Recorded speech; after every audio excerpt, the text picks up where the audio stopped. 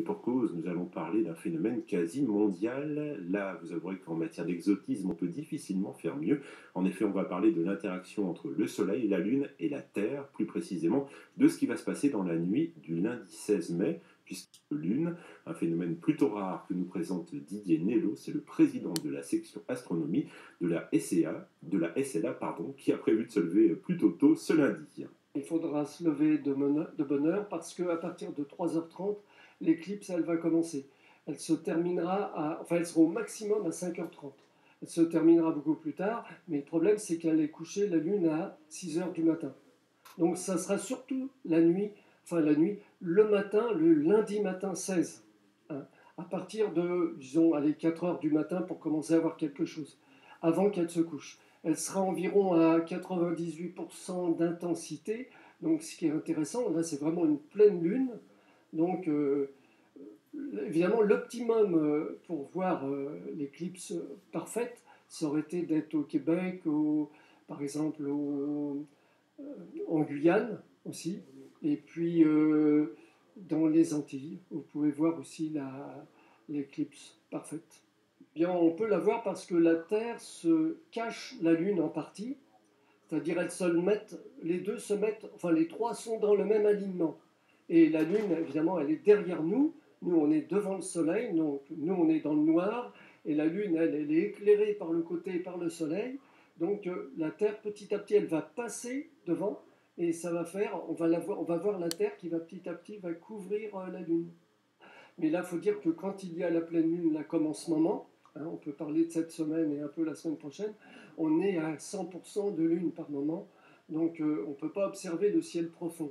Vous pouvez voir la grande ours éventuellement, mais quand la Lune est claire, ça éclaire vraiment très fort. Bon, la seule chose, c'est comme la Lune, elle est à 100%, il faut éviter de rester trop longtemps à regarder la Lune, parce que malgré tout, ça réverbère la lumière du Soleil, et c'est pas très bon non plus pour les yeux à regarder trop longtemps. Mais on peut regarder quand même, hein, la Lune quand elle est claire au maximum.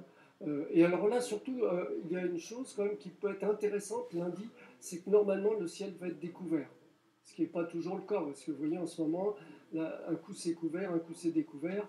Donc quand c'est découvert, bah, évidemment, et puis que la Lune est au maximum, là il faut faire un peu attention. Il y a aussi un effet qui est très important sur la Lune et qui joue pour les marées notamment, c'est que comme la Terre et la Lune sont le centre, sont ferreux, donc ils s'attirent comme des aimants, et en même temps, quand elle arrive trop proche de la Terre, elle est repoussée.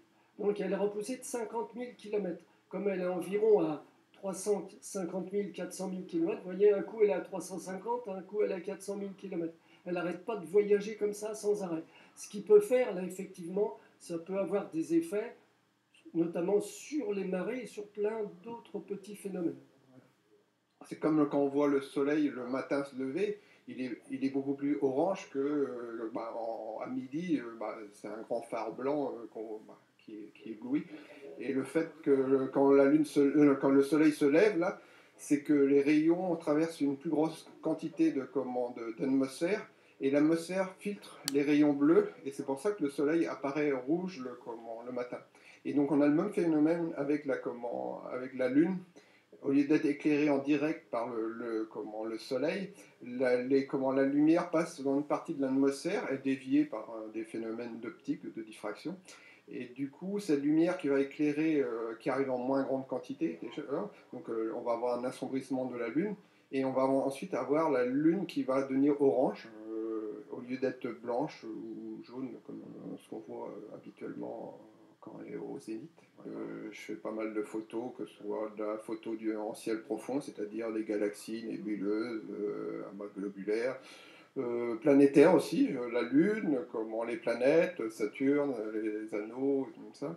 Et puis l'autre dernier astre qui manque, c'est le Soleil. Je fais du Soleil aussi.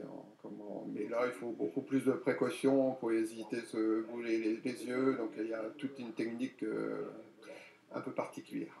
Une éclipse, si, on peut faire avec un appareil photo grand angle, ou même avec un zoom, on peut prendre l'éclipse assez facilement.